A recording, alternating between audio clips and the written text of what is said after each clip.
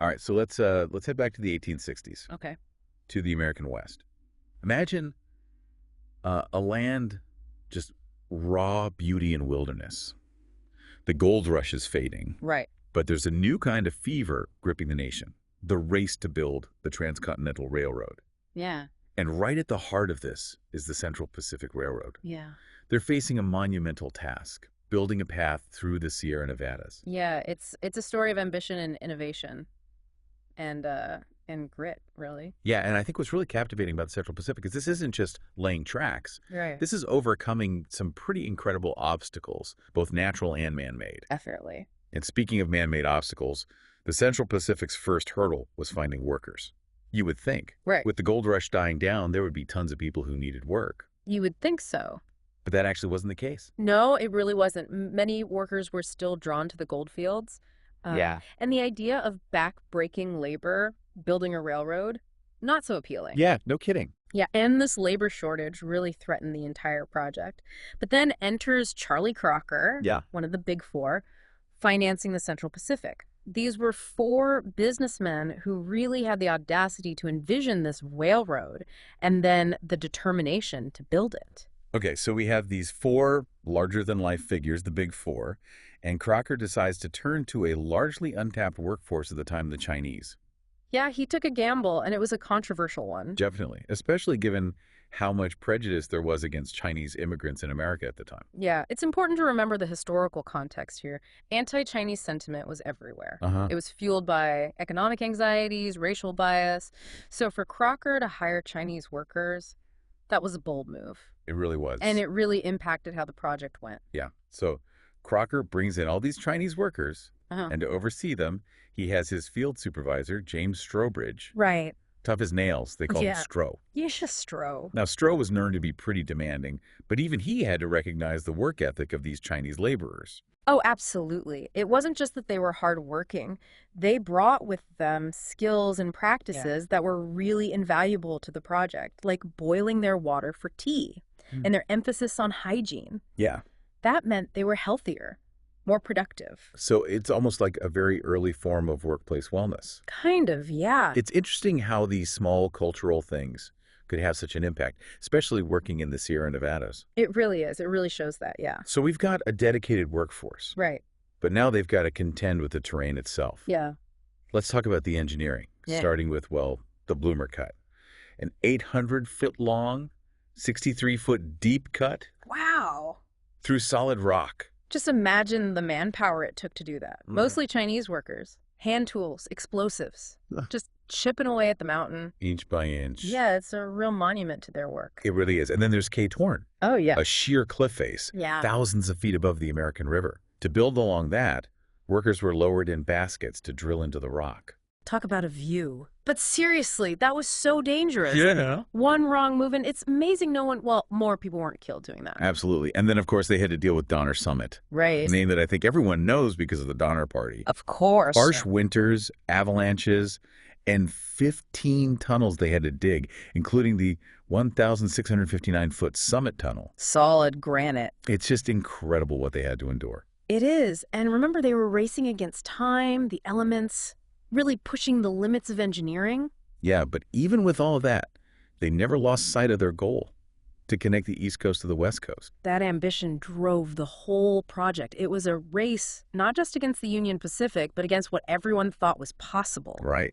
And that drive led them to new technologies, sometimes with unintended consequences. Right, nitroglycerin. Yeah, this powerful but volatile explosive that promised to speed things up, It was a game changer. but dangerous. Extremely unstable, and any little mistake could be disastrous. And it was. In 1866, a shipment of it exploded in San Francisco, Ugh. killed a bunch of people, leveled a city block. That was awful. It really highlighted how dangerous it was. Absolutely. But they needed it. They did. So back at the Summit Tunnel, something pretty interesting happens. What's that? The Chinese workers, using the nitroglycerin, get into a competition with some Cornish miners. Ah, yes. Or- Cornish, world-renowned for their mining expertise. Exactly. So you have this classic showdown, The old guard versus the new. and who comes out on top? The Chinese workers, believe it or not, Wow. they were faster, more precise, really proved their worth. That's an incredible story. And it's not just rock they had to deal with. To keep the tracks clear during the heavy Sierra Nevada snows, they had to build miles of snow sheds.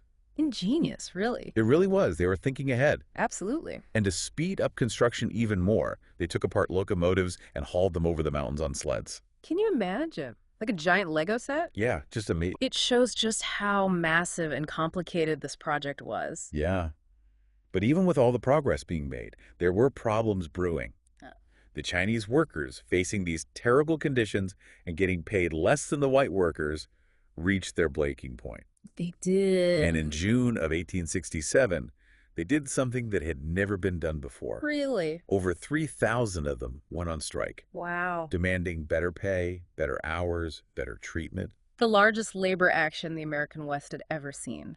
It's a reminder that all of this progress came at a human cost. Yeah, it really makes you think. So here we have this incredibly tense situation. Yeah. These workers, who were essential to the project, had gone on strike. And on the other side of it is Charlie Crocker. The guy who hired them. Exactly. So how does he respond? Well, Crocker, he always had a tough stance on labor. Right. He basically refused to negotiate, took a hard line, cut off the food supply to the strikers, tried to starve them out. Just shows you the power dynamics back then. Definitely. The workers were basically disposable in the eyes of the people in charge. The strike only lasted a week. Oh. With no food and no signs that Crocker was going to budge, they had to go back to work. Under the same conditions. Yeah. But it wasn't a total defeat. In the months after, their wages went up. So maybe Crocker got the message? Maybe.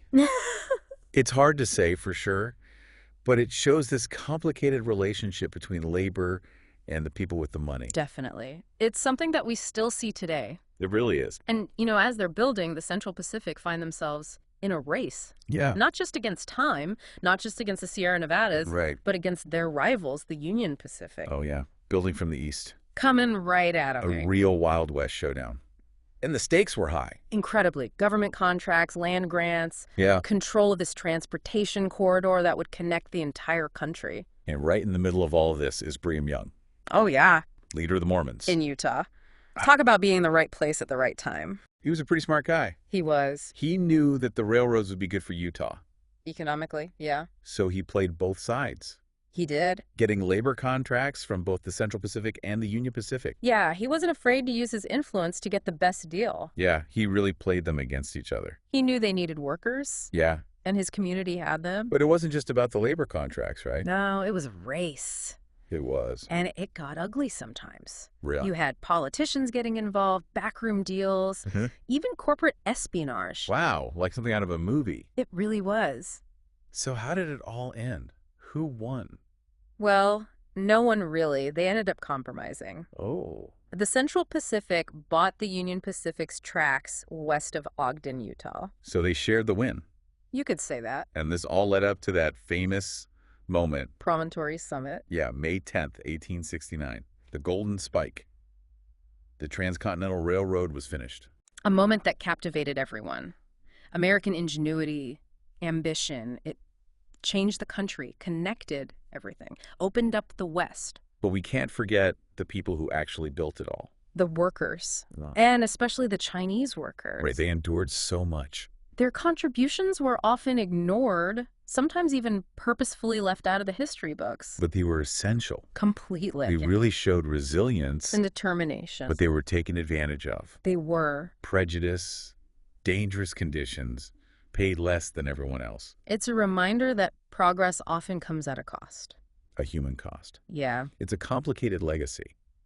it is. This amazing accomplishment, but built on the backs of people who weren't treated fairly. Yeah, it's not a simple story. It's not.